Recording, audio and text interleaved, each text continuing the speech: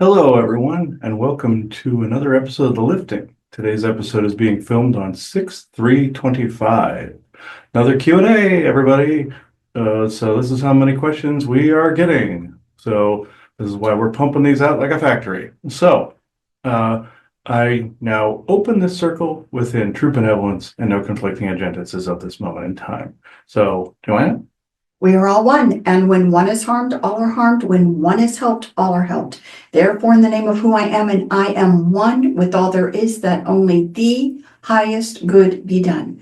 We pray for you, your friends, your family, your loved ones to let healing energies in. Let them love you, let them nourish you, and let them bring you to your highest good.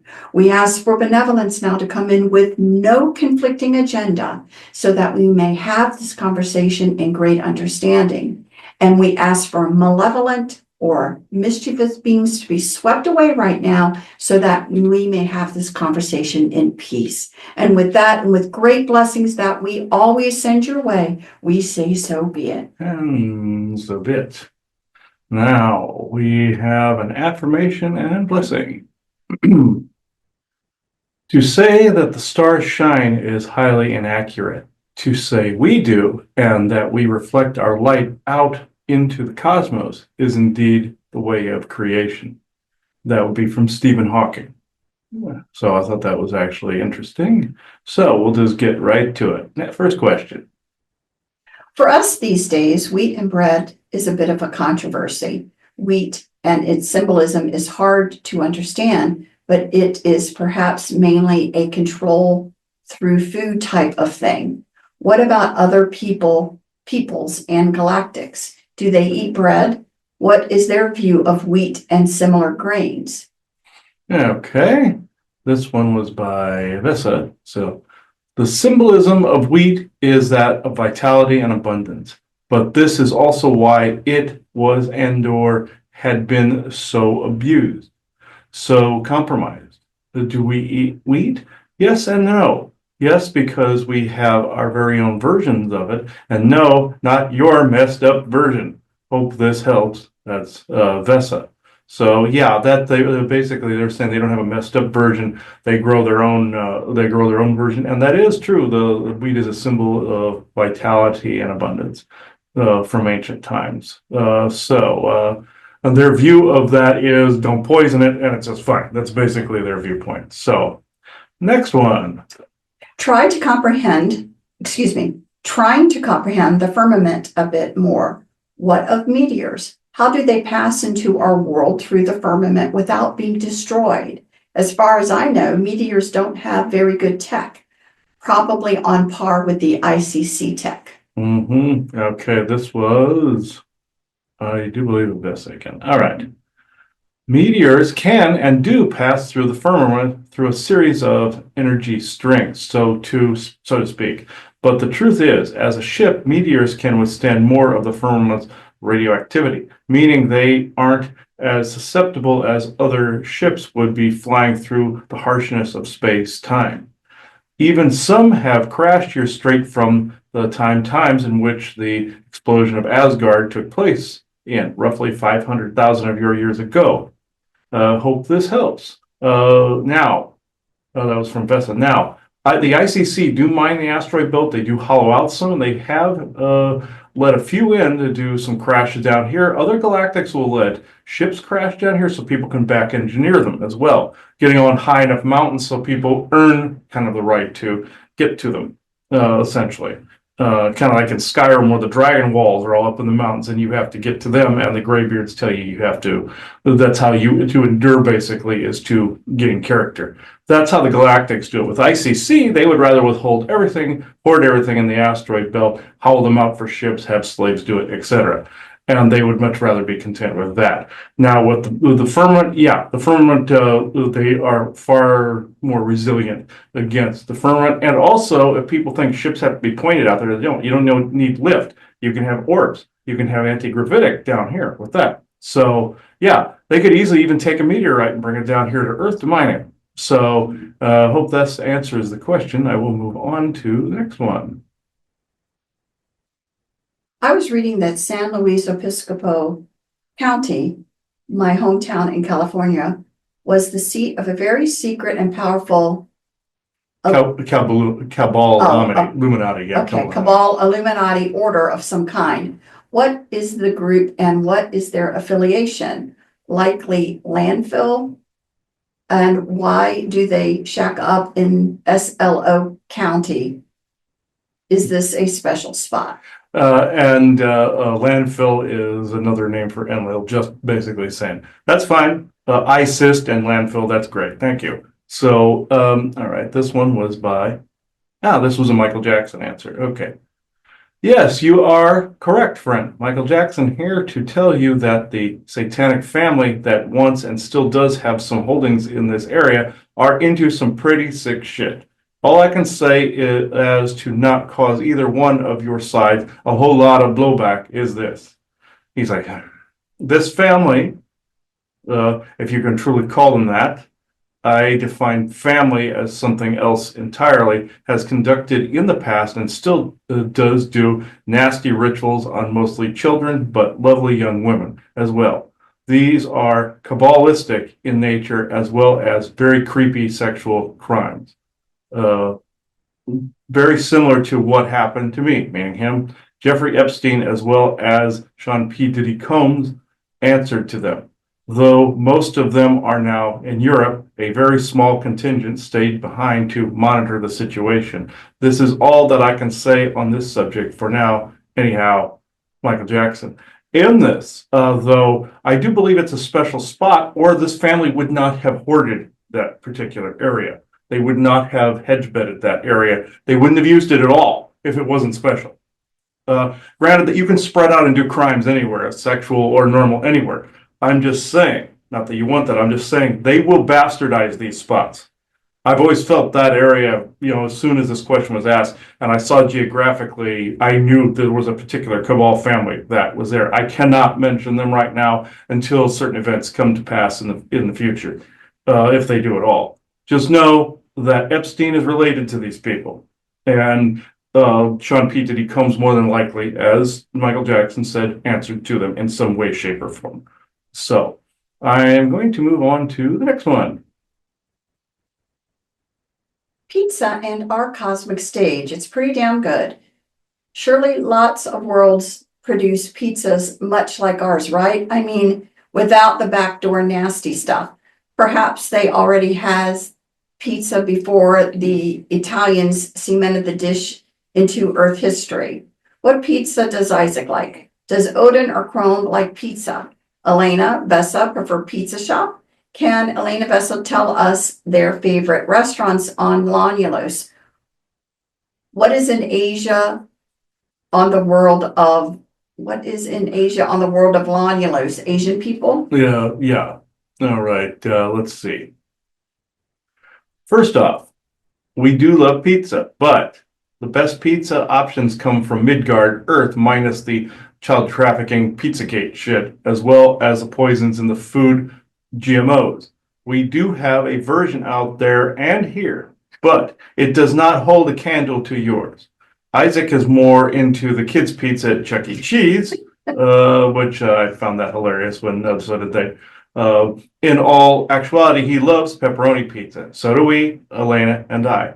Our favorite restaurants on Lonulos are a few within Nouvelle, one of which is a pizza place. Now, what is cool to you can what is cool is you can have it sent back to your room, similar to room service, but it is more limited on time constraints.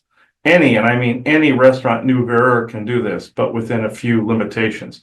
Less food, but more convenient as far as delivery goes. Small portals the size of a tennis ball can send food through, like the Starship Andromeda could be sent through hyperjump space, shrinking small, then ending up on the other side large again. Go watch that show, you'll know what I mean. Are there Asian people here? Some. There are a few Untumban types here that stick to their own area, kind of like a Chinatown sort of situation, or Japantown, or like a sushi place or something like that. As for if Kreerum or Chrome, as for if Chrome and or Odin like pizza, Chrome is mostly a vegetarian, but does eat breads, does eat breads and meats on occasion. And Odin is the exact opposite. Roast pig boar slathered in mead and honey, along with tall glasses of mead, the grog. Now, pizza-wise, he would be more inclined to put one of everything on it, including wild pig boar. The entire thing, if only he could. If he only could. Excuse me. This is what I know so far. Vesa. And that is true. Think of like the whole mead hall type of thing. That's Odin. And Chrome is the opposite of that. You would expect it to be similar because of the Chrome Conan connection there, but it's not quite the same. His is more magic, metallurgy element Titan. And so I'll move on to the next one here. Next one. Was the dating of the Bosnian pyramids accurate, circa 26,000 years ago? Or was this area built by colonists 65 million years ago, as Chrome has mentioned in the 527 Q&A? And why did they choose to make those structures? It was mentioned that there was an old energy collector underneath and in another frequency, but is there anything else under those hills waiting to be discovered? Or has it already been long since looted out by advanced groups? All right, Chrome here to answer this question. Both, and I mean both explanations are true. One structure built upon the other in a seemingly unending cycle. 65 million years ago, the great seeding took place. Then later, more structures, then eventually. The energy collector, then fast forward to now. The area has also been long since looted by savages, a joke, but also not a joke. Both human as well as galactic sources have looted a lot over the centuries. That is all for now. Blessings to you all, including the young man who asked this question, Chrome. So yeah, this is essentially, it was both just layers upon layers, like sedimentary rock. So next one. Radu Cinemar, famous for his books about secret caves in the, I don't know that. Buseji, I believe it is. Buseji Mountains of Romania. I have read most of these. I figured the first one was mostly true, but the fourth book, I couldn't even read it. I think it was just trash. Any more knowledgeable person can care to comment on those written accounts where the space distortion tunnels true and the codex of holographic history under the Giza Plateau a true account? Okay, this one went on a minute. Okay, this was by Range 4 Harry, actually answered this one. So it is because he was told to add more and more yield-based shit into his books. The space distortion tunnels and the codex of holographic history under the Giza Plateau are true to within a particular degree. For one, some, and I mean some of what he said was true, and some is yield. The idea is true, but has long since been diminished by time. Some of the information given to him, as well as Edgar Casey, was both from a multitude of timelines and dimensional spaces, but also had an air of overbearance to them, meaning they stunk of both narrative and of truth, meaning also that overbearance means unbalanced and or too much of one part of the true information is being used, overshadowing the rest of the information, of which is of equal and or greater importance, over complexifying details when they should be kept simple. Get it now? It pisses me off as a point of fact, and he was quite perturbed about that. Peace out, Range 4 Harry. He doesn't seem to hold back or not name drop. I've asked him multiple times not to name drop on stuff, but since the question was asked, he came in and did this. He seems to be fairly direct in areas that he's one of Isaac's people. Charles J. Hall and the Tall Whites, that's the Range 4 Harry we're referring to. So not to dump on the author, but he is correct on most things where there's a stink of narrative, and there is truth in there as well. So let me see here. We'll go on to the next one. I have been using shungite chunks in my drinking water jar for a long time. When I make ice cubes with this water, the resulting cubes release lots of weird particles into the drink, and they float on top like some gross island. When I use the bottled water without shungite, same water source, the ice cubes do not release particles into the drink. Why and what the fuck? It's gross. Okay, yeah, this is interesting. This had to do with contaminants in the water. So, Elena here, it is because the shungite is clashing with the chems in the water and then presenting them to you in their all their grossness. Gross, huh? It will reflect back any problems, both in energy and body, as well as environmental. Hope this helps. That's actually true. Shungite will do this energetically as well as chemically. I have put shungite in water where it has dredged up junk from the depths. And if you would freeze some of the water, have an ice cube, it would do something like this. I have seen shungite do this. It's basically doing its job. So is what it's doing. It's trying to purify the water and the energy. And that's what you're seeing. You're seeing the chemming. This just shows how much crap is in the water. But I also found out something interesting. I'll add to this. I found out the bottled water is actually worse than the tap because of the microplastics.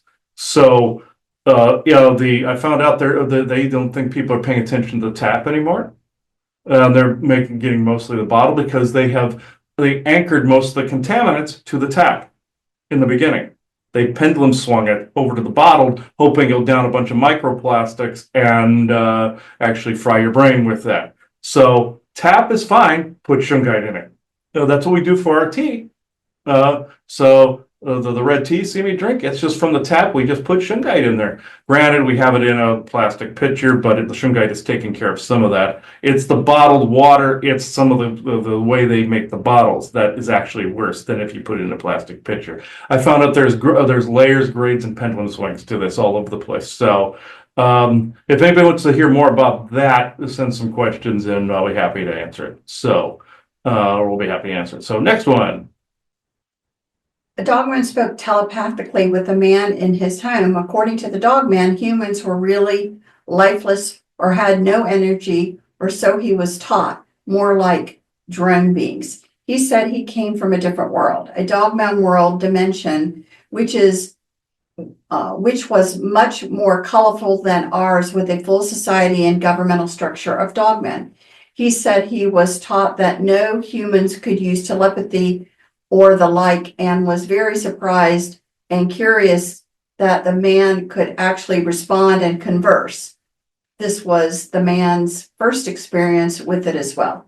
He said he gets permission to come here and hunt in order to feed something that was with him, which he did not disclose. It was more of an energy hunting, but because he found a human who could converse, he said he had much to think about. I can only guess at what was going on here, but could someone elaborate? Thinking more, we were more like prey, and then that surprised me. I run into entities that are surprised to the fact I can talk to them too. This isn't a new idea, but this is interesting here. So it happens a lot more than just the one thing. Elena here, yes, this did happen, but the only time that a being is surprised by human telepathy is when they have never been here before.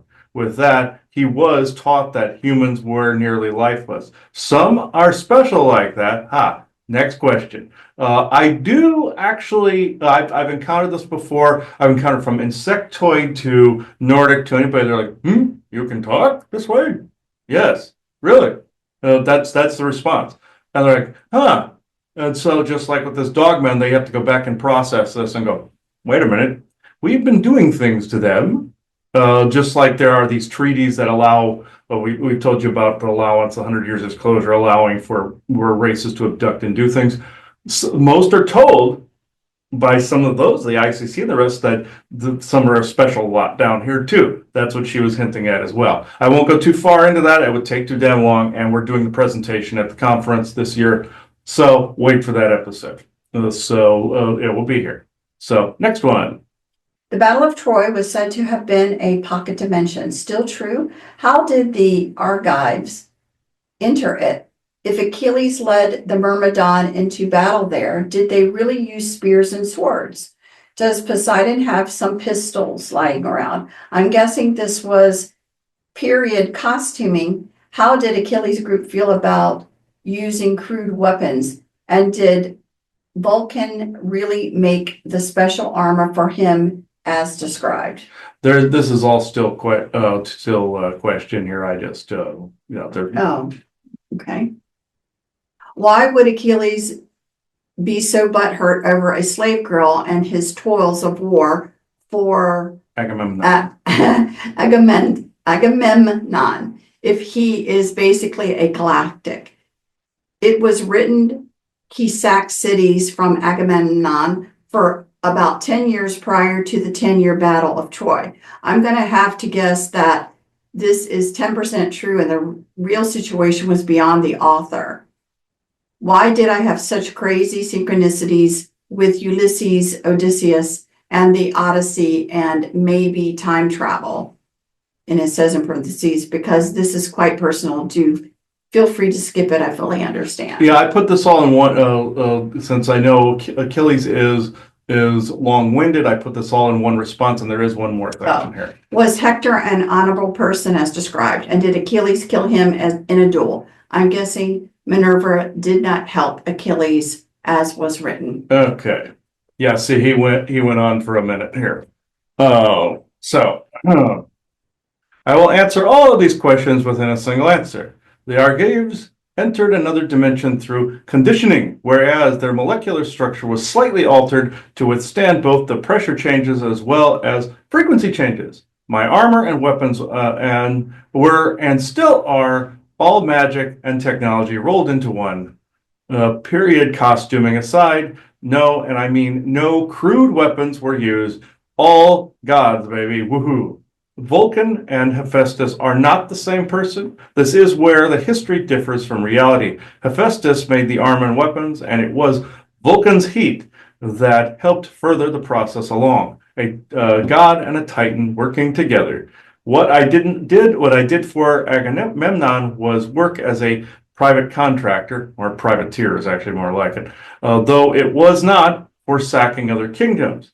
This is how Homer interpreted it. But I must state this for the record that there were times that I was a sellsword. Well, okay, a few kingdoms, but not as many as Homer made it sound. Anyway, you had with Ulysses, Odysseus, and the Odyssey, you had synchronicities with Ulysses, Odysseus, and Odyssey because you, my boy, were there. Aha. You served with Odysseus as a member of his court after my father tested his mettle and mental. More shall come. Minerva did nothing. I beat Hector all on my very own. Did I kill him? Yes, but was he honorable? Were any of us? The answer straight up is yes and no.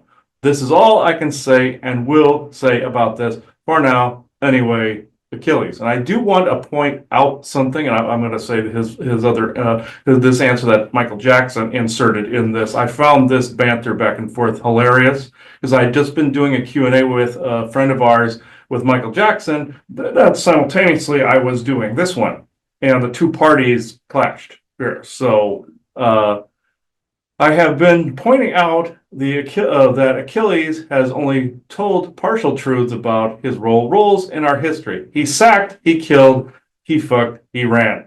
But is he a full liar? No. But he is prone to hyperbole, Michael Jackson. So, like any storytelling, and every time he would say something in that big answer, like when he said, "Well, I didn't sack this, but this," and he's like, "No, lying, hyperbole." This is what I was hearing during that. I found that banter hilarious, actually. So, yeah. Next one.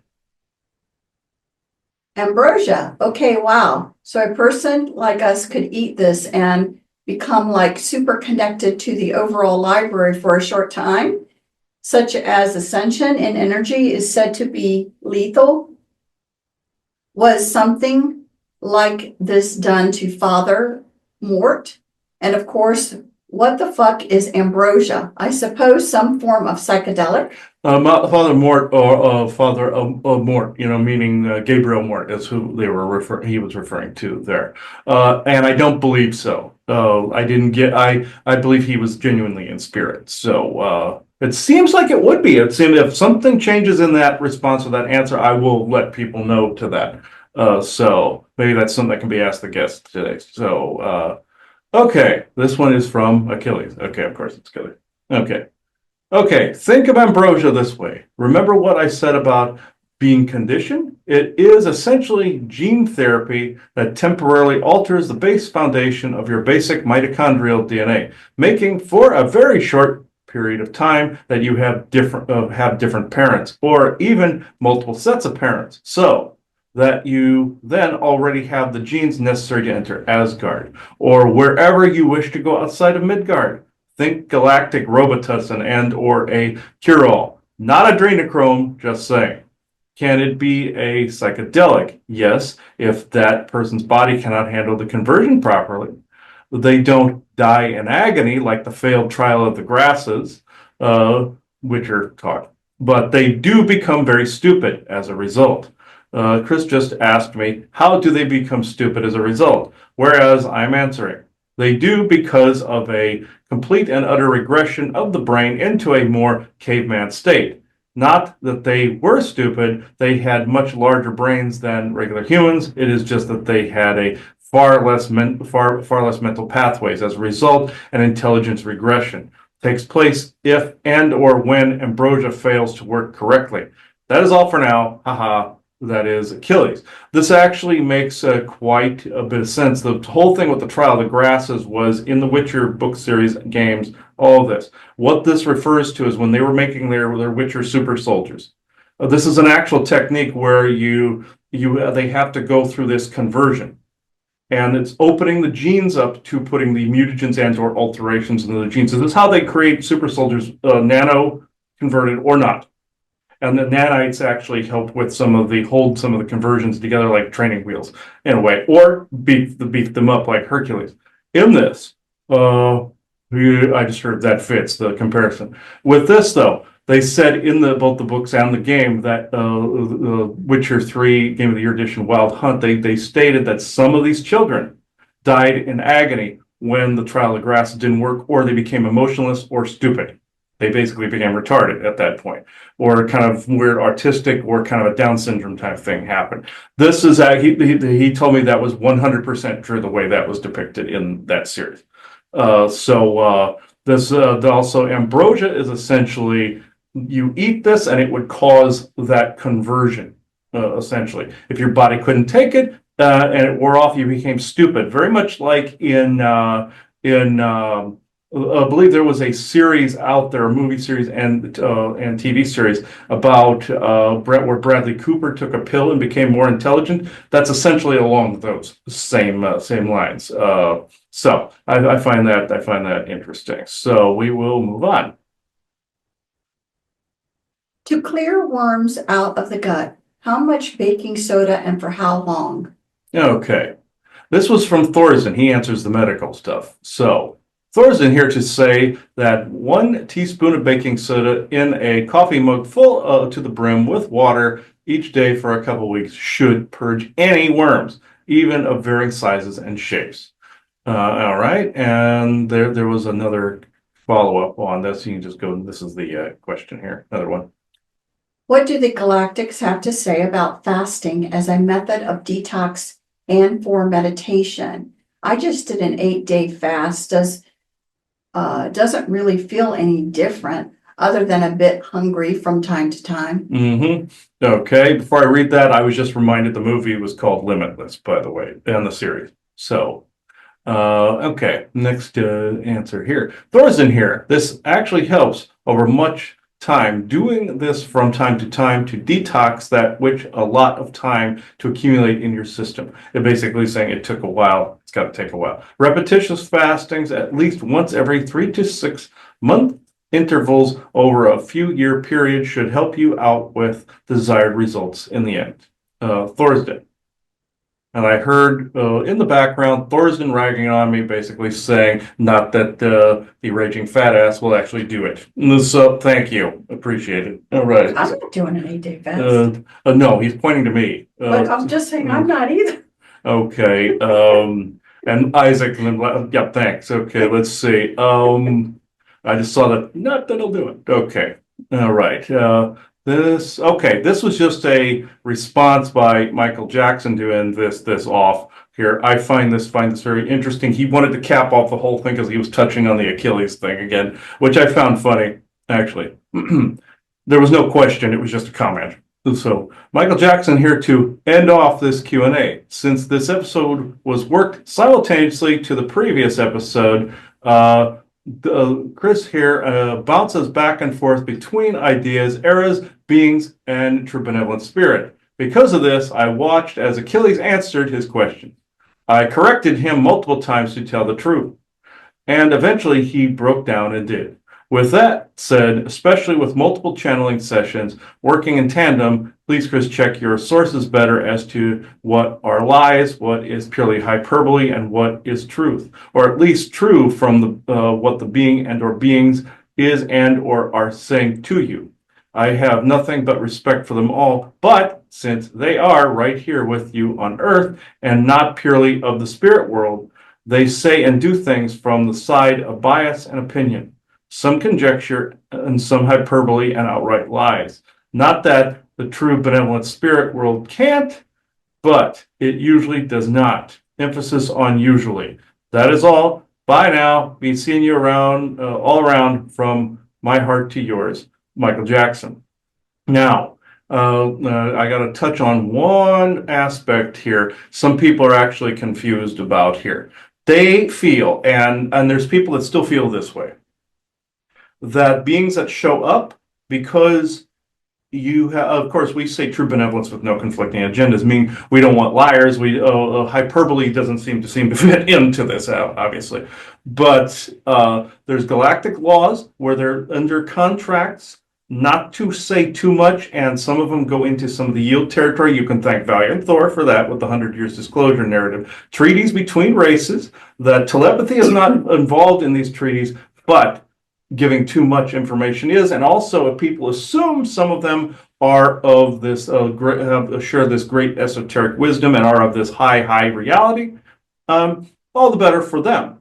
There are different dimensions, but it does not mean that a faster moving or higher dimension and slower moving ones won't have bad guys in both. You could have a Draco in an encounter suit looking down on through via a set of layers of dimensions, and they could cause you problems here. And people think faster moving, oh my God, they have to be good. No, there is no rule in there that says this. This was New Age gobbledygook that stated this. They wanted you to believe that higher being, lower being. It's like Star Trek, folks, even though you have dimensional layers in there. I just wanted to basically state that. And the encounter suits, that phrase was made famous by J. Michael Straczynski, the creator of Babylon 5. I've stated this before, all the beings that were of more of an energy state emptied themselves into these suits, and even other beings that couldn't handle our toxins and that stayed in their own environment on the station, like the insectoids were amongst fog. The Vorlons, Kosh was famous for helping Sheridan out at one point, leaving his suit. All people saw were their own deities or their own beings they worshiped, from Jesus, Buddha, whatever the ones on other planets were, etc. When he was saving Sheridan from falling, he was like a big angel-like figure. Some people saw that. It was the vibration that people couldn't comprehend or encode and decode. He saves him, gets back in his suit. Sheridan says, thank you. He says, too many people were looking at me. I have to go rest. Meaning entanglement. This is why the suits are there. This is why some have jewelry, some have rings. The ancient Mayans use these a lot to filter out our toxins. Some take out some meds so they can eat our food and taste everything, our wine, all of this, even with the toxins in it. Midgardian bindings, curses, contracts, that's more in vampire territory. Whereas some beings will regurgitate through our system. And Enlil is like this is why they keep him frozen. Are on ice, I just heard. And certain vampires, like Germain and a few of the others, will, if you kill them, they'll regurgitate somewhere else. The last Skyrim reference you're going to hear me make is the dragon in the Soul Cairn in the Dawn Guard one, Denevere. You kill him, you're warned he could come back later on and reconstitute. He does in 5 minutes. He tells you this whole thing. They literally disclosed that in that game series. And Midgardian bindings, meaning you're bound to Midgard in some fashion. That is more of a rough estimate, but also somebody like Achilles. He's here with us. His father, Poseidon, is here with us. So they're like everybody else. Spirit, there's layers. You have that astral plane or Beetlejuice layer where they're exerting control, but otherwise up in this area, they're not. That's omniverse and super omniverse, where they exist over in here. And you have universe, multiverse, omniverse, super omniverse. You have, of course, the multiverse, that is multiple universes. You have omniverse, which is multiple multiverses. Then you have super omniverse, that's multiple omniverses. So in between there's your spirit world. But you have these other dimensions that might be faster or slower moving that are also from introverse to other universes, to other dimensional spaces. Who says anybody in these areas is all good? But except you have this one vibration of the spirit world that that they're untouchable in. I don't completely know the physics surrounding this. We weren't all meant to know that one. I just know that is safe. But everything else is questionable. This is essentially what he was saying. So now we're at this part, and our guest wanted me to rephrase the Galactic Contribution title here. He called it Galactic/Elemental Contribution. So he wanted me to rephrase this. And you can get these, folks. This is good. These glasses are really good. World Sasquatch on our Etsy. So you may recognize the name of this being that we thought he was this harassing entity, of which elementals are known for practical jokes. You'll recognize the name Warhagen that popped up earlier on. Complained about the red dirt. My mother found out today he was actually more bitching about a stump we removed in the yard, that he was using it as an anchor point on this property. And I said her grandson couldn't have it around. We had to get rid of it. And all he wanted was a crystal in the yard as his new official anchor point. It's like, from his perspective, it's like we destroyed his house.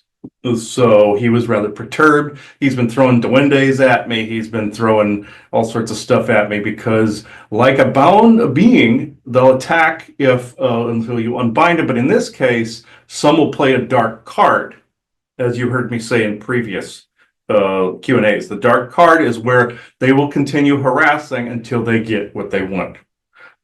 Some beings in a skull will make you think they're evil, just like he made me think he was evil. Till he got camaraderie, communication, and this. So I don't like the tactic. I think beings are assholes for doing it. But and after a while, my mother understood that's what this was going on, because I wasn't paying attention to that. I don't like the tactic. So, but he is benevolent. He goes, he's just kidding. But appearance-wise, he's making himself look like a person that has a bunch of vines around it. Doctor Who showed an elemental form in the Matt Smith area that looked exactly like him. And he looks like a bunch of vines intertwined. The Witcher goes into this territory as well. But he also took the form of a pterodactyl being that my mother saw out here as well. He can shapeshift into that. Even though those beings were created, some of them were created in labs, some are dimensionals. But in this case, this was Warhagen taking that form. He can show anything. Some Sasquatch and Anakam can do a similar move. Chrome can as well. Odin also uses his ravens to communicate as well. So, Warhagen, you were very impatient today. Ragged on me until we started this Q&A, so here you go. He even had me put some more of the red dirt out and made him a little corner by a tree out here. He goes, train the child not to touch it. Okay, so he's like this. So, all right. Am I meaning the 3-year-old? Maybe. It's, okay, you can just come here. Okay. So elementals will raise the blood pressure quite a bit too. So, they, ooh, okay. Wonder why my blood pressure was going up a minute. All right. Through the crystal.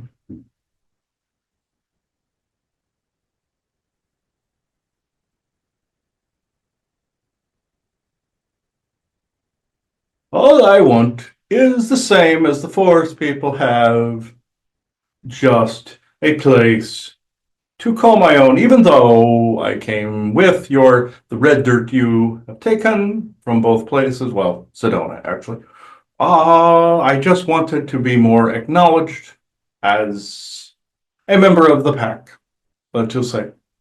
Um, and I like old tree stumps. I wanted to move anyway, so that's not really the big deal, I suppose. But the tree stump, the reason he found insects and all this other stuff in it, and the squirrels one day that were taking the edifice off the tree stump and tried to bury it under the tree stump. That's your Lane Investors edifice out there, is because I was the one doing it. Because I wanted the stump. Even though Grimpa gnomes and leprechauns create their little houses inside a dimensional portion of the tree in its heart or portal area underneath in a different frequency, their little Yoda huts. This is similar, sort of. I was removing the edifice because I wanted the spot, but I also had the squirrels dig. He saw an elemental once that controlled three geese that were just communicating through them. When you see those dimensional channelings where somebody is moving their head very rapidly and all this, there are types of elementals that do this.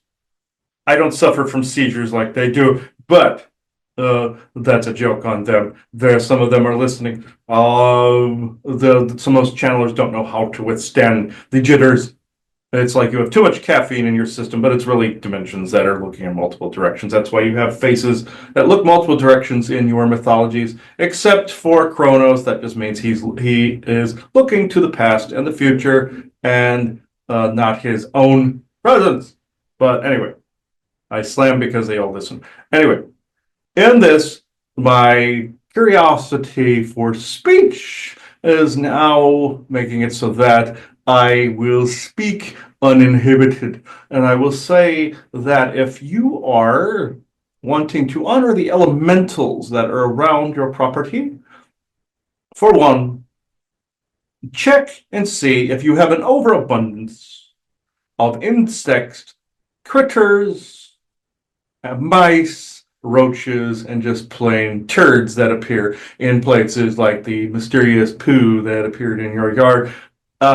This is because we, as he says, like to pull the Pied Piper of Hamelin effect to get people's attention, rallying the pests and rallying the little animals to damage things. He says if we don't get our way, but okay, I suppose you can say it's a childish move, but we don't kill animals. We would never do this. But the wasps you had out there were my doing. You were not hearing me. You were not honoring the position of the true elemental, you would call it. So I just made it so the elements were in your face. We do this to people. It may seem harsh, but you must honor nature, use no poison, use no your raids, nor roundups, nor your Ben Orkfoil would say this as well. He's far more lenient than I sort of, maybe not. They pull a similar thing, the Dakek people do. We don't actually have a people name per se. It is more like it's just more like elemental as your people gave us the name, but you wouldn't be able to pronounce it. It's more akin to earth, air, wind, and fire, or earth, air, uh, water, and fire kind of thing.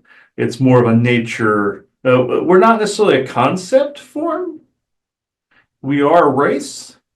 just know that you would not be able to pronounce the name that we have. Nor would you wouldn't, not offense to human brains, you wouldn't be able to conceive of the concept that goes with it, kind of like your Skyrim dragon language, where you have to become the word and the word wall, and you have to comprehend it, kind of thing. Our language, our essence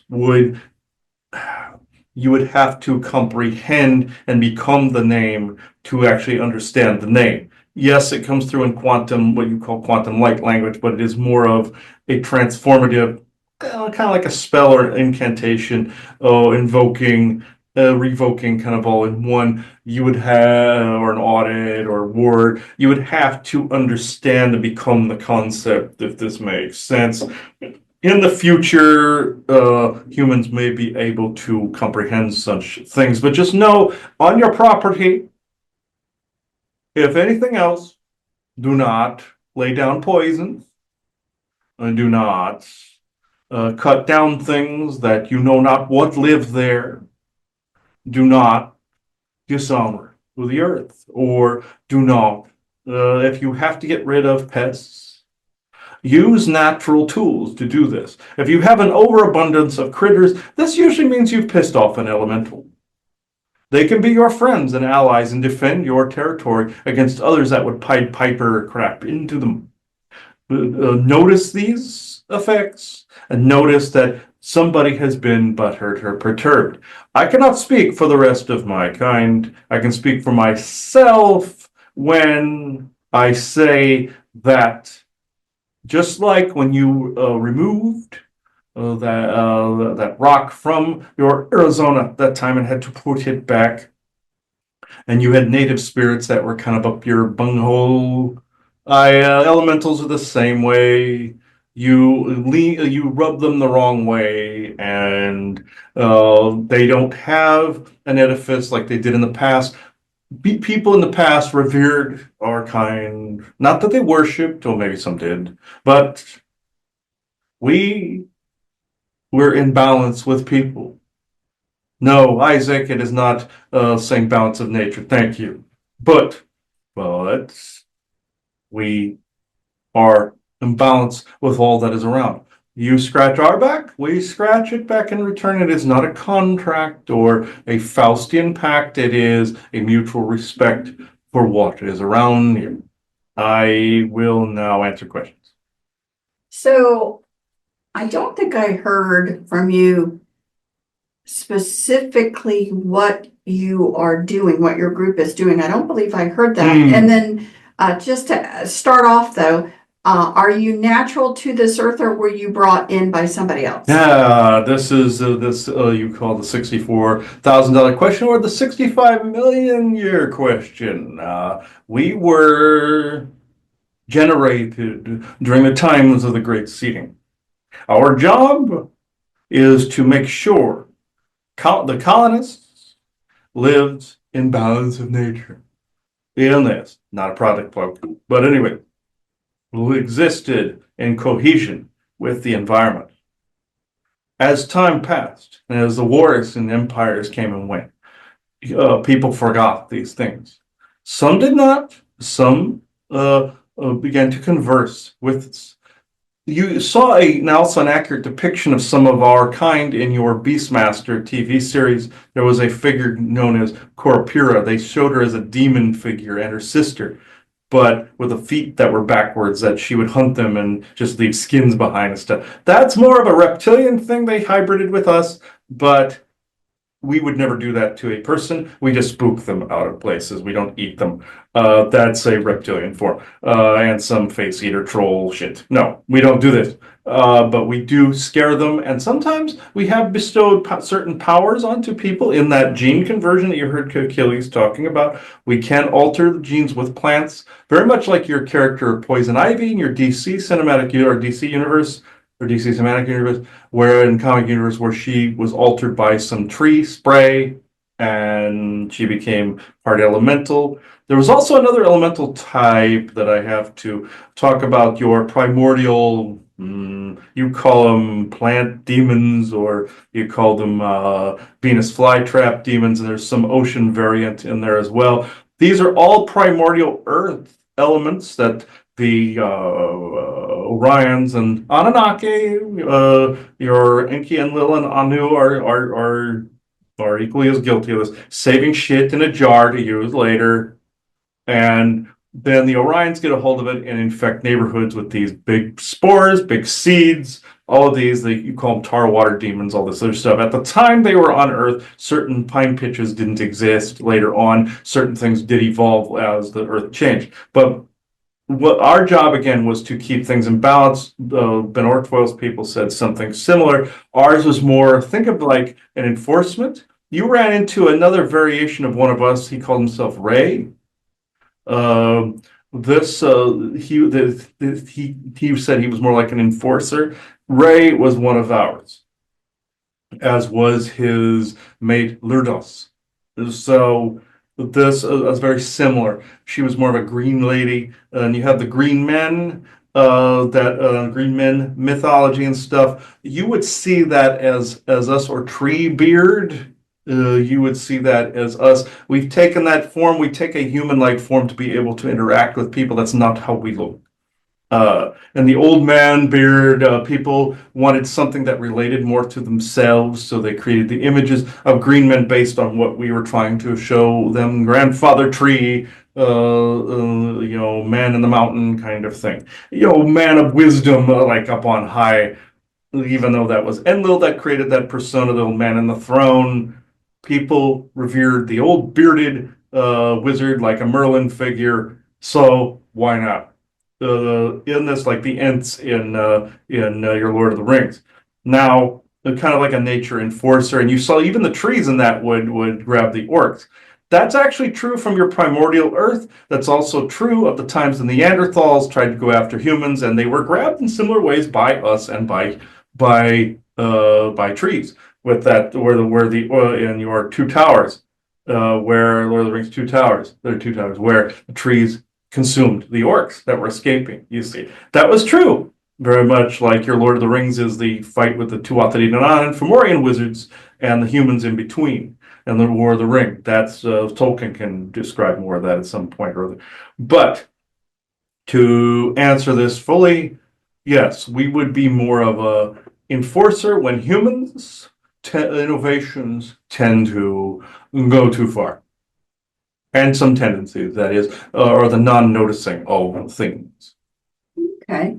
So you originally were from Sedona, or have you traveled around? I traveled around, but originally in the Sedona area. I grew weary of some of the dirt, but I came with the red dirt and attempted to converse with you guys, but from my perspective, I was being ignored, and or thought a fraud by him. He thought I was more in the demonic pile at first.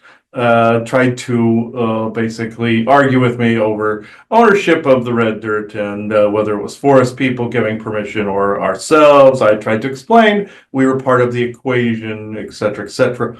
And but in the end, all I wanted, I was not playing, I was playing the dark card, but at the same time, all I wanted was this form of camaraderie that the respect and reverence that the forest people have received. Because some people go to them as the wise old man in the mountain, the big, hairy, apish person that has esoteric wisdom in this. So I say this because they, yes, do they have a lot to offer? Of course, I'm not going to slam them because they are listening to me. I am just saying, and they're crossing their arms looking at me. Anyway, I will state for the record that they get this bestowed upon them. Your old man in the mountain, your kingly figures do, your mer figures do, Poseidon does, old King Poseidon. But what happens to dear old elemental Treebeard? Or the viney person that pops up and says boo every now and again. Even though the The tar water demons, as you call them, or Venus flytraps, have the creepy vines. We have creepy vines too, but at the same time, we can wrap them around and look like one of you for a short period of time. So, with that said, we may not always be wise, but we are, if anything, but knowledgeable in history and long-winded about it. Well, thank you for that. I mean, if you were human, I would be saying you're having a green-eyed monster moment of jealousy. Yes, and we are essentially the rings of a tree that can tell people a lot of wisdom. Yes, can the forest people. They are like you, though. We are not like you, so therefore we have a different perspective. So yes, green-eyed monster. Okay, everybody can have their moment. It's okay.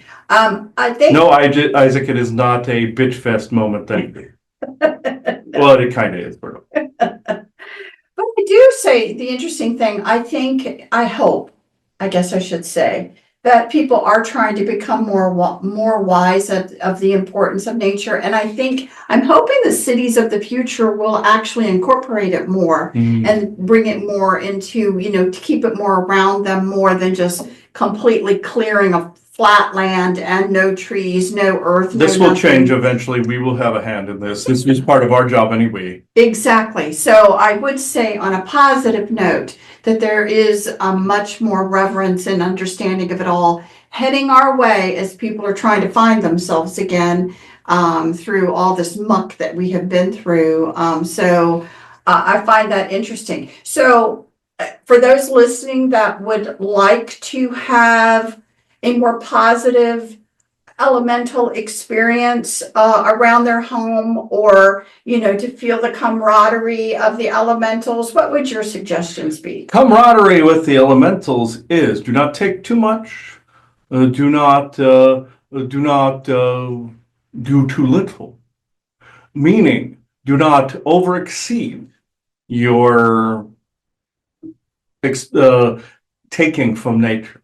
Do not let death accumulate either. Even though the Docking people and Ben Orkfoil's people say they take care of this, other fairy types will bitch that you have rotting things. We do as well. Even though some of us are in the legends are known for being around boggy swamps and rotting things. That's somebody else, by the way. One that has the swamp fetish, let's just say, the swamp creatures and swamp people, let's say. Some dogmen, I'm looking at you. But anyway, we have seen you in the depths of the swamps like a Wookiee, which swamp dweller, swamp people, Wagki, in this.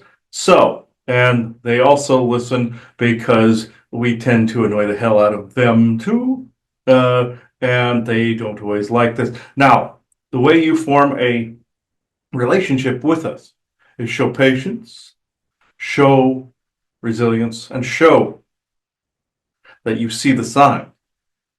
If you have, like I said, an infestation, chances are you've perturbed an elemental through spell magic. They even showed in your Smallville series where someone used kryptonite to control bees and control locusts and bugs, like in your biblical 9 Plagues of Egypt. Even though some of that was theatrical, some of it was elemental magic, and that was Enlil's bastardization of theatrics. In this, we're quite capable of grabbing a horde of locusts. Thank you. Some of it is your government using frequency toning as well to try to cull an area. They will decay an area through plagues of locusts. They will call it, oh, this is like a biblical plague of biblical proportions. When you hear this crapola, it's not us. It is them using your harp technology to control nature and send a plague towards farms, taking out people's food, therefore culling the numbers of people. You see, just like the burning of the factories, your egg factories, chicken factories, all this other stuff. And just like your early explorers would kill the buffalo or kill like the Navajos, food sources, and so they would all have to go to reservations. Your Plains Indians, same way. Your Dance as a Wolf described this quite well. But with this, though, do not take too much. And yes, if you're altering the energy through reconstruction and or deconstruction or both, be respectful of the energies that came before. If you are boring into the bedrock to build a building of whatever type you wish. The respect for the land must be seen, even if it's just some blighted parking lot. Our people are there. We are there. We're not. We are everywhere, you see. Not quite like that creepy way. But some of them will scare humans and have this in a mirror or something like that. The Draco are not the only ones that can spook people. But we do not eat people like they do. So, or eat souls like we do. We just act like we can. He even encountered one he thought was a forest person years ago. That he was more receptive to forest people, so therefore this is what was shown. Again, bearded, a couple bearded looking elemental-esque types. Some were crumb size, some were the size of a forest person or myself, who is roughly, if you saw me, I am 15 feet or greater in a humanoid-like shell when I take that shell. It's as small as I can get packed into your tinier forms. If I spread out, you wouldn't see that form. You would just see the ground rippling and moving. And in a creepy horror movie, Evil Dead sort of way, like the cabin in the woods with the vines and all that stuff, minus the theatrics, or not. But there was an elemental in his Fletcher apartment, links at Lincoln, that he encountered by the name of Dunasha. And Dunasha would he came to in a dream and spooked him, but we love, if anything, our practical jokes. We will come in dreams too and spook,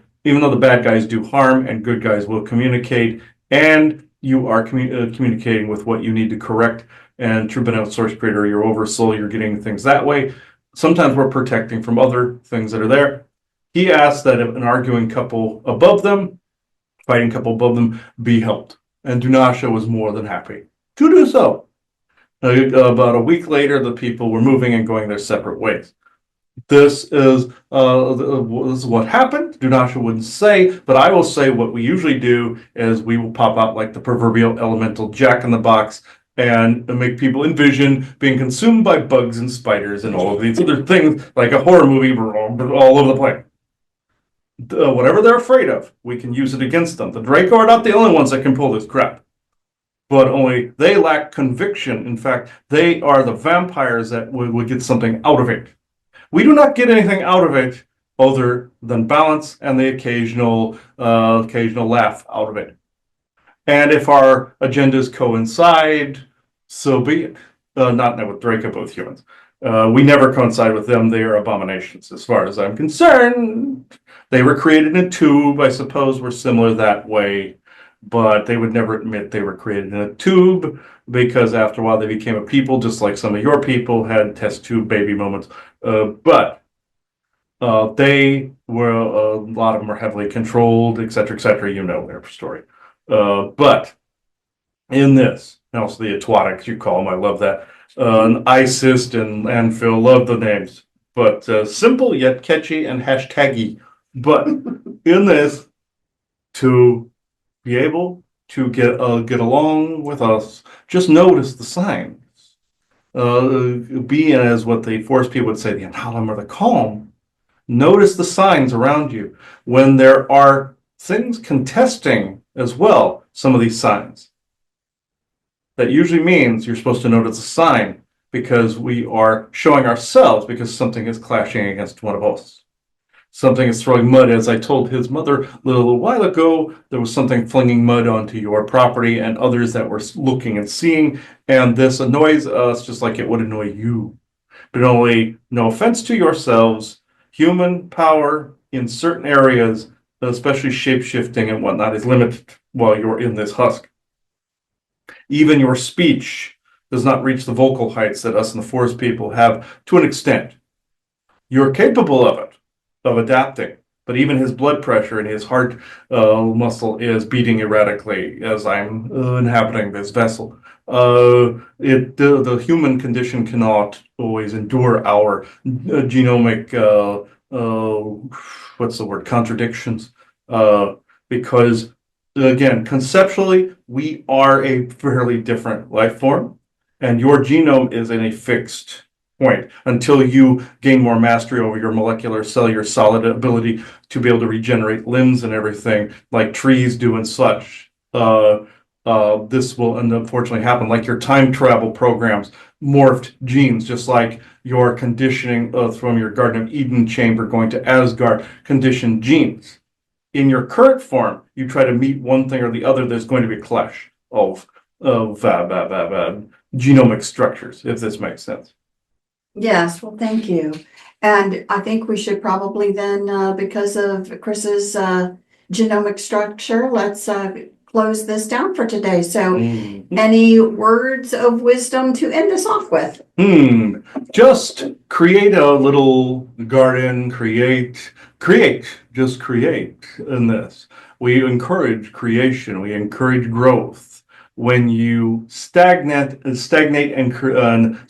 energies, the brownies complain the loudest, and they throw the most garbage, like you would see in the stockade, where people in the stockade would have vegetables and fruits and bread and thrown at them. They complain the loudest. The Mer complain the loudest about pollution. The elementals, like myself, complain the loudest with people that do not have reverence for nature, and when they know better, just like when he was getting rid of the wasps. He was swatting at him one time, and I appeared to him to scare the crap out of him because he knew that there were other ways, kinder ways of dealing with things of this nature. Sometimes it's more of a test, you see, even though you don't like and people don't like these terms. Just know we have a different operating system, modus operandi, than you, but we have mutually beneficial agendas that we can all get along. Can't we all just get along, as you would say? Instead of beating nature down, you can be at one with it. Even though I was joking with him earlier about his choice of images of Pele, let's say, she's actually quite proud of the way she looks, and we thought it was fascinating. Anyway, we find the more the female form kind of fascinating, not in a sacred feminine way, but with no offense to guys, with they're just more pleasant to look at. Our ladies would think a little differently, but anyway, we're like you that have different genders. In any rate. A female elemental just told me, Lourdes just told me, yes, well, we're the same as you in that way, where we have male and female. Where humans are like this. Any variation in there is more of a weird mutation, or not saying gay or anything like that. That's normal. Any other weird mutation you've been tampered with, let's just put it that way, and have no filter to dimensions. I just wanted to put it that way. So I will leave everyone to this. Do you have any further questions for me? Not at all. Okay.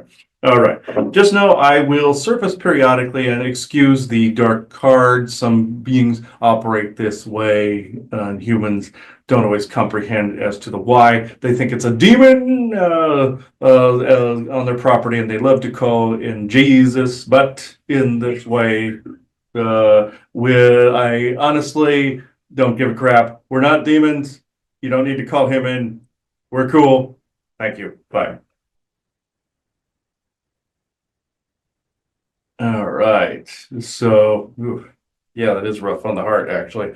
I encountered another a female elemental, a while back by the name of Starchura, and she always, I thought I was being attacked because the blood pressure was all getting all screwy and the heart was going all screwy. She goes, no, our genetic makeups are vastly different. That was another elemental that we encountered.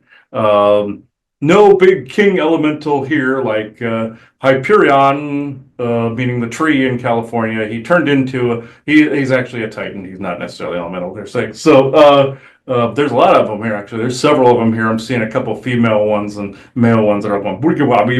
So yeah, galactics are not the only ones that can speak. So they're saying so. We have many shapes, sizes, colors, and just plain molecular level, spore level, and don't you forget where we are nature. Okay, all right, yeah. There's several personalities of several of them that are out there. I can't even name. I know all of these. There's short, tall, of it. Thank you, guys. Thank you for the audience. Okay, we're done. Okay, so and when they talk, if they make human eyeball looking, looking like with the vines and everything, and they move the eyebrows every time they have an idea. They do that. So like they're like, well, we don't know how to move like you do. Okay, so And Isaac goes, they're weirdos. That's why they've been around us for millions of years and they don't know how we all move. Weirdo. Okay, meaning they don't pay attention. Okay, so yeah, okay, now we can stop that. Okay, but I thought this was a very interesting episode. Joanna, do you have anything else to add? No. Okay. And also watch for also some of the signs you might be near an elemental that might be genetically incompatible that's causing some of this. Look for all the things that are happening. There's an overabundance of like animals doing things to your property and stuff. Chances are you either have a curse put on you or you have an elemental or you have all of it. We've been getting fairy ring curses, things of that nature, and other fairies like we were talking about in a previous episode. Orlog mentioned that some of them just didn't know how to converse humans that way. They had to have a directive. This is the other way around where they're asking you to please notice a sign that they're asking that there be mutually beneficial camaraderie and or agenda in there somewhere, or respect is what they're saying. Similar but different. I now close this circle within true benevolence and no conflicting agendas as of this moment in time. So thank you, everybody. Bye bye now.